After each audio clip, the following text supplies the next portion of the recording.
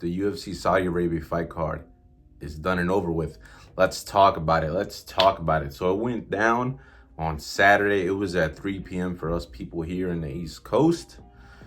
It was normal time for the people over in Saudi Arabia, at least I think it was. And we're just going to be talking main card. So starting off, Johnny Walker got KO'd in the first round. There was a follow-up shot that was probably unnecessary, but bro just wanted to make the ref wasn't pulling him off. The ref the ref didn't step in quick enough.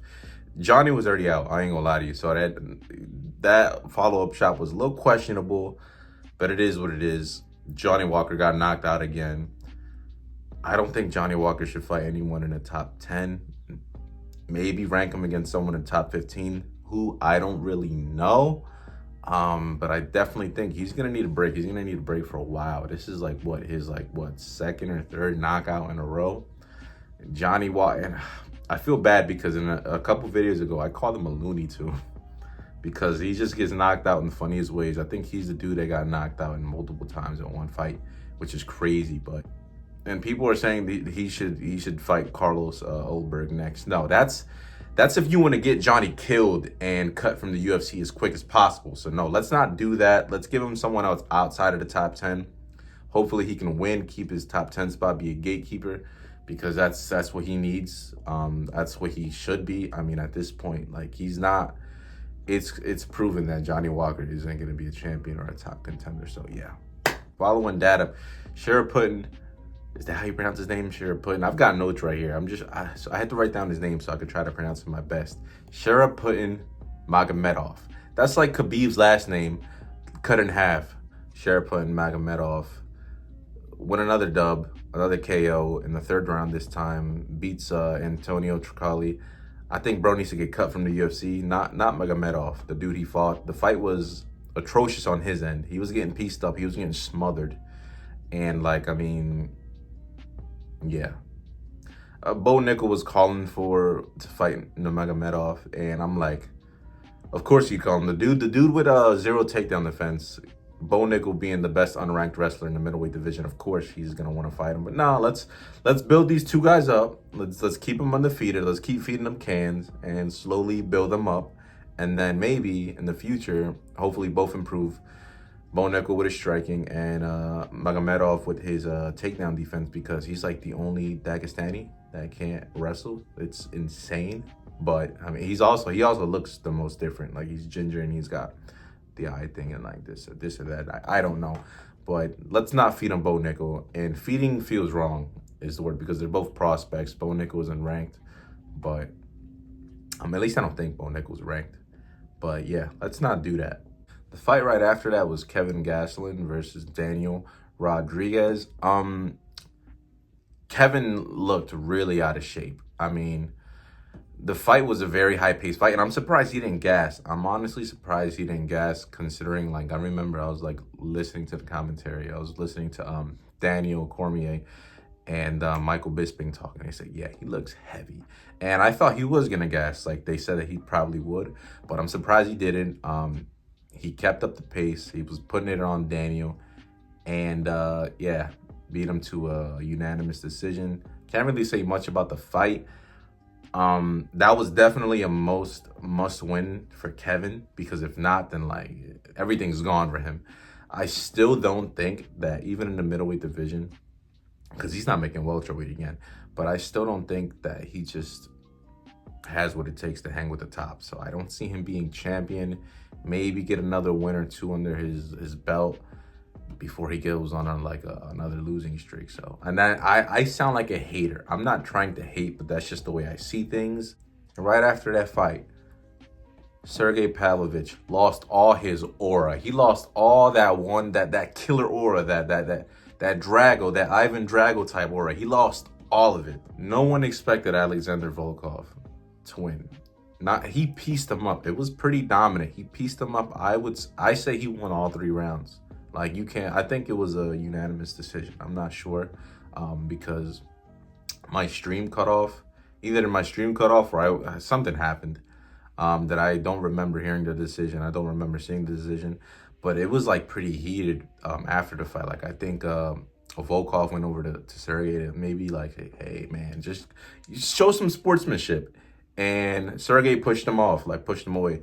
And it's kind of crazy because there's like some rumors and stuff like going around that apparently these two dudes, well, they didn't want to fight each other. And the way that the UFC got this fight done was like, hey, they lied to one of them and saying, yeah, hey, he accepted his fight. Okay, so then the other guy accepted the fight because he accepted it first. And then like during the face-off in the ceremonial weigh-in, you could see the dialogue between them. And it was like, why did you accept this fight? He was like, oh, I was told that you accepted this fight. That's why. And like, yeah, I didn't want to fight you. So the UFC pretty much just probably ruined the friendship, even though they just, one of them said they were acquaintances. The other one probably considers them to be friends. So either way, the UFC, you ruined the partnership. You ruined a friendship, which is crazy to get a fight done. But it was still an amazing fight for the heavyweight division. It was a good fight. It was tremendous skill shown by Volkov. And honestly, I wouldn't mind seeing him get a title shot after the Curtis Blades, Tom Aspinall fight. Because we both know John Jones, he's going to fight, what's his name? Damn, I'm having a brain fart.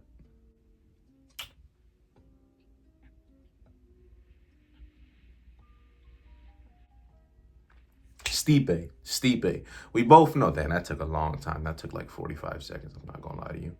We both know John Jones is going to fight Stipe. And then probably a double retirement for both of them. So for that fake retirement legacy fight title, that's a legacy title, bro. That title John Jones is holding, it's a legacy title. That ain't the real World Heavyweight Championship. It's not. Tom Aspinall is the real champion. You could fight me in the comments. Anyway.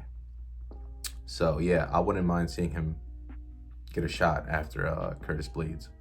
Next up, the main event. It was Robert Whittaker versus Ikram Aliskir. I don't know how to. It's these Russian names that throw me off. It's like these Dagestani Russian names that throw me off. So I apologize. But he knocked him out in the first round. And look, it was a good knockout. It was his first finish, I think, since 2017. But Ikram just didn't look like he belonged in there. Obviously, he wasn't supposed to be fighting Robert Whittaker. He was supposed to be fighting, I think, a week ago and against some Can.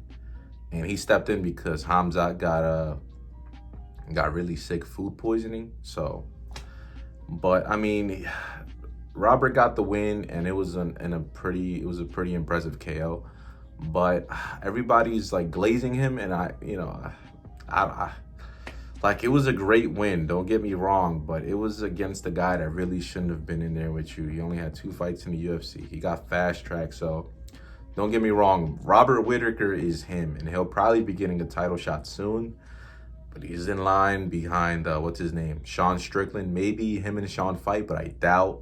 Sean was like, hey, I'm not fighting. I'm just waiting for this title shot. So after Dricus and Adesanya, whoever's the winner of that, Sean will fight him. Or maybe the UFC is going to show Sean a bag and be like, yo, if you fight Robert for the #1 contender, we'll give you this massive bag, and then they'll probably take it. And then honestly, I see Robert Whittaker beating Sean Strickland. But yeah, I mean, good win for Robert Whittaker, but I don't want to say it's like it's a crazy win, you know, given that you're fighting a guy that really shouldn't have been in there with you, and he was preparing for someone else completely different. Robert was also preparing for someone completely different, but still a similar fighting style, a heavy grappler. So yeah, that's, I mean, good job, Robert. You did great, but I wish it was Hamzat in there. You know, if Robert would have done that to Hamzat, then I'd be like, yeah, for sure. Like, I would have been glazing, bro. I would have been going crazy. But pause. I don't mean like that. But I don't know, man. And on top of it, look, Saudi Arabia crowds suck. Like, I know that from watching boxing, from when they hold the boxing events, those crowds suck. Like, those crowds in the Middle East suck. Like, I don't get what it is. They're booing every fighter that isn't Muslim and you know, shit like that. Like, it's crazy. But the arena, really beautiful. I've seen it for boxing. I've seen the production they can do for boxing events and all that stuff. Top notch. It's amazing. The crowds suck, though. America, please step your game up, build an arena like that, have production like that, so we can have crowds. Imagine a crowd roaring in a place like that. Like, Saudi, your crowds suck. I'm sorry. You could keep boxing. You could keep boxing. You can make the fights that we want to see in boxing, but leave the UFC alone. UFC, stay in the more European side if you're gonna go outside of the US. Stay more on the European, you know, Australia, South Africa, places like that. But Saudi, you suck. I'm sorry, but anyway, I appreciate you guys for watching the video. Make sure you guys like, comment, and subscribe. And as always, I'll see you in my next one. Peace.